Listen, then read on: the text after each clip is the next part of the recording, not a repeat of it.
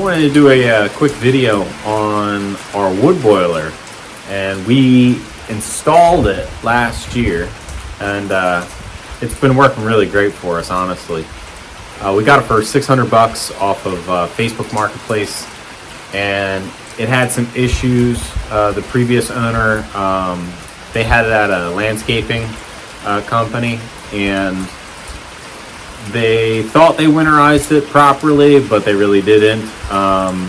Some of the water was actually trapped in a few of the valves. The whole tank was really empty, but there was still some water that was residual caught in a few spots, which caused some cracking of some of the ball valves and a few other connections. So we got it super cheap. We got it for $600, basically scrap value.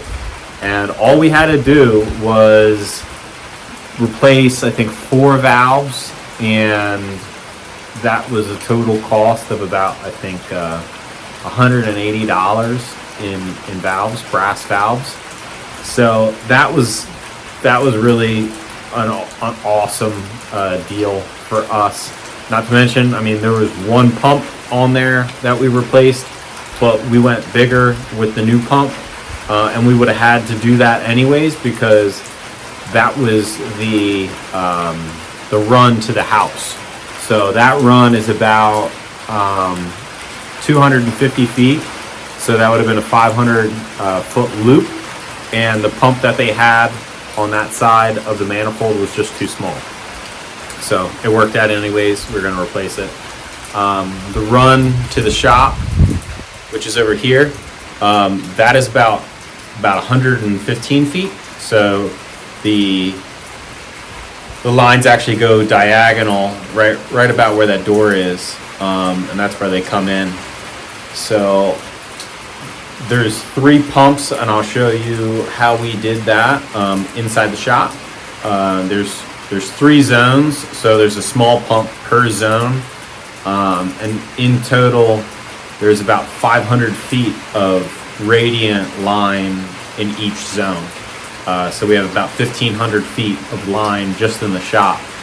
So we have a pump that's on the boiler that sends the water to the shop, and then those 3 pumps circulate the water in the floor, which helps speed it up and get it back around to the wood boiler. So that part of the loop really works well. Now what we're doing for our greenhouse is actually, that's going to be on the house loop.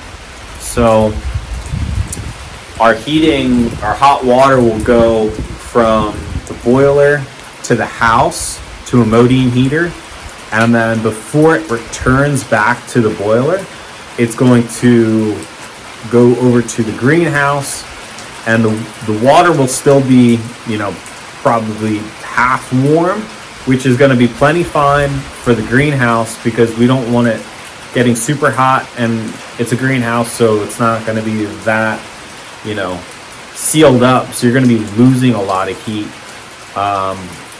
So we're going to put a pump on the greenhouse side of things just to give it enough flow back.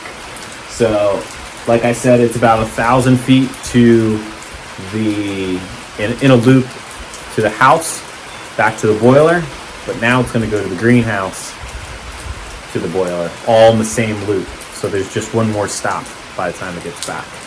So I'll show you the inside of the shop and go from there.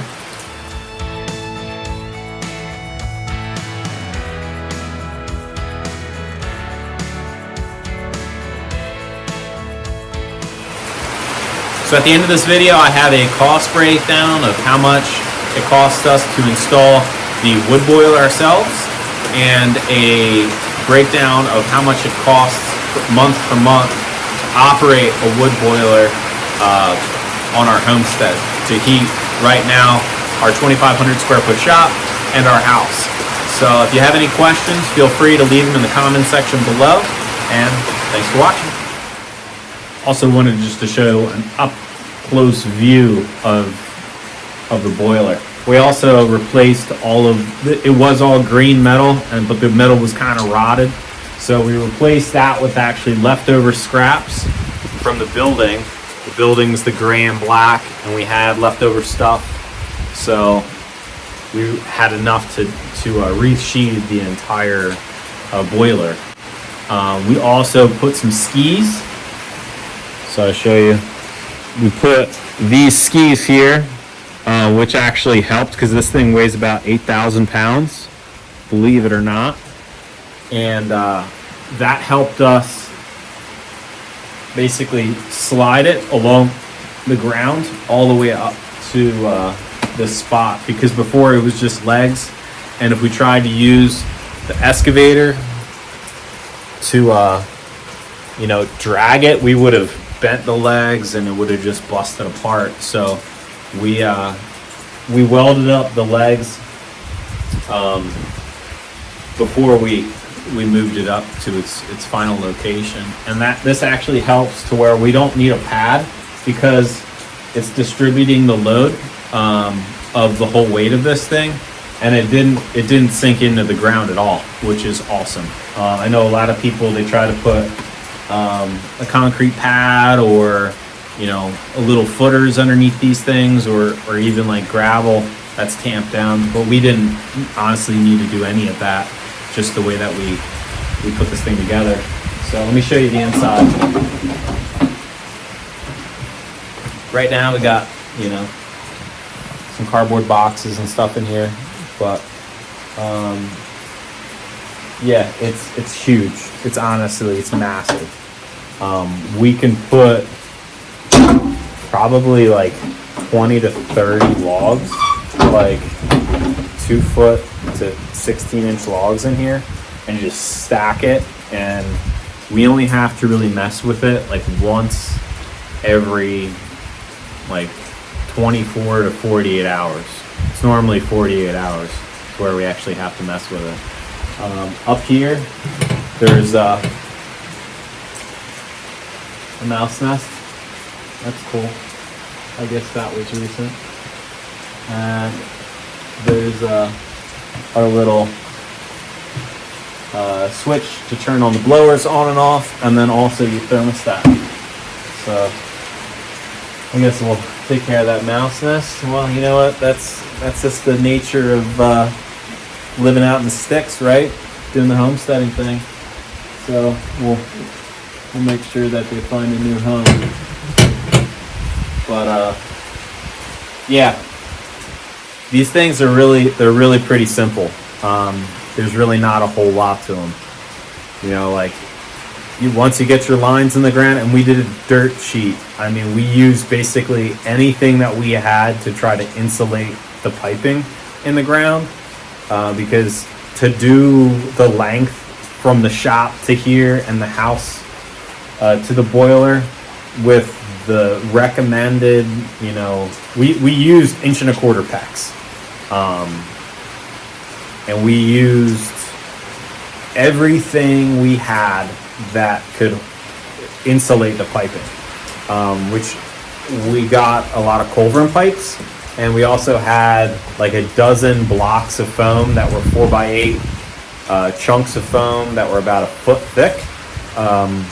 We got them from a construction buddies of ours, and we just chopped those up with a chainsaw, and we created like a sandwich. We had like a piece of styrofoam on top, a piece of styrofoam on the bottom, and then we wrapped the whole thing in plastic, and then we put half of a culverin pipe over it, just to keep a lot of the debris and stuff from coming down, or like rocks or whatever over time working its way through and potentially causing a leak or busting one of the pipes.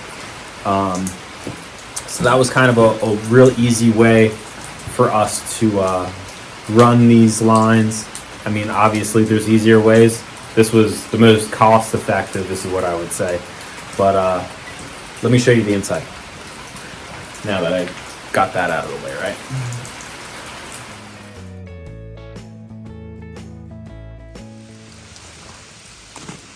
Just walking into the shop.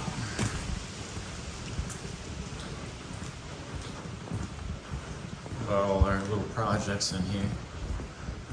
The shop's I kind of named like my 3D printer, everything that we need for the homestead. You know, just gets built right out of it. Makes life so much easier being able to find all of your stuff. But in here, this is our setup. So I don't have a thermostat on this thing just yet because you know, we put all this together in the wintertime, and I just needed to work out a lot of the you know, the kinks on the system. But we have our piping, basically our sweeps, so that we were able to run our pipes right up into the building. Our little manifold, so our 3 zones. And there is our pumps. So these are the smaller pumps. My buddy actually gave us this one and that one, which was really nice of him. And then this one here, we actually got that off of Amazon. But so far it's been working out really well. But this year we will definitely upgrade our little light switch on and off, which turns the pumps on and off. So the thermostat would basically turn the pumps on and off depending on, you know, what temperature you have it set at. But that's kind of like our current setup, which is going to improve definitely this winter. So that's my plan.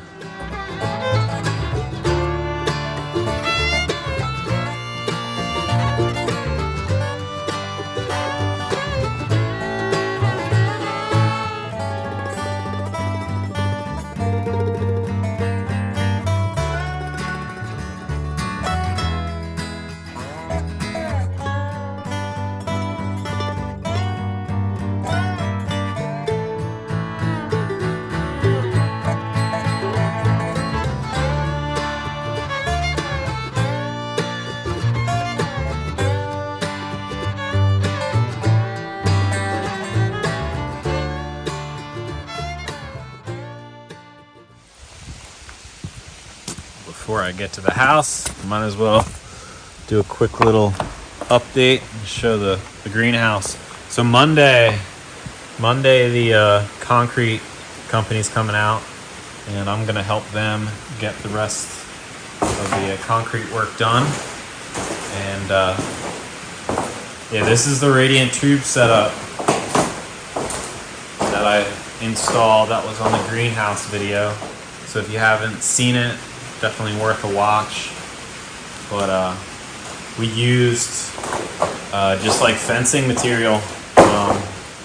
You know, I think it was like $100 for this whole roll at Lowe's.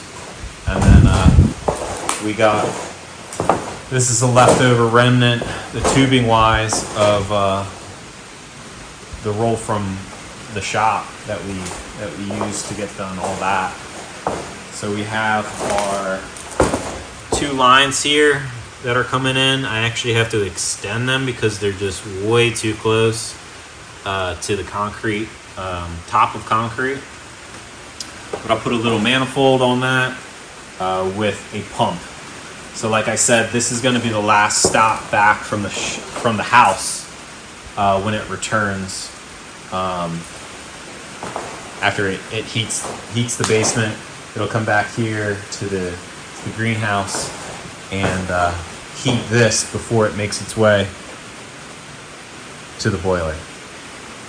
All right, let me show you the house. So this is the Modine heater. This is what we used for the previous winter. It actually worked really well, other than it being a little noisy with the fan blowing, but this is the thermostat for it. We kind of have it set at like 80 in the basement because we put some vents up into the ceiling up here, which is the floor upstairs. 1 vent there. There's another vent there. So that worked out pretty well. Things are going to evolve a little bit more as time goes on, but you know, it just loops through here and goes right back to the boiler. Very simple setup. but it heats the entire house. We're actually going to be upgrading this one here, it's a wood stove for the basement, but we're going to be upgrading it to this one here, which is much bigger. That one's going to be in the basement here, and this one is going to be in the cabin. So that's our plan.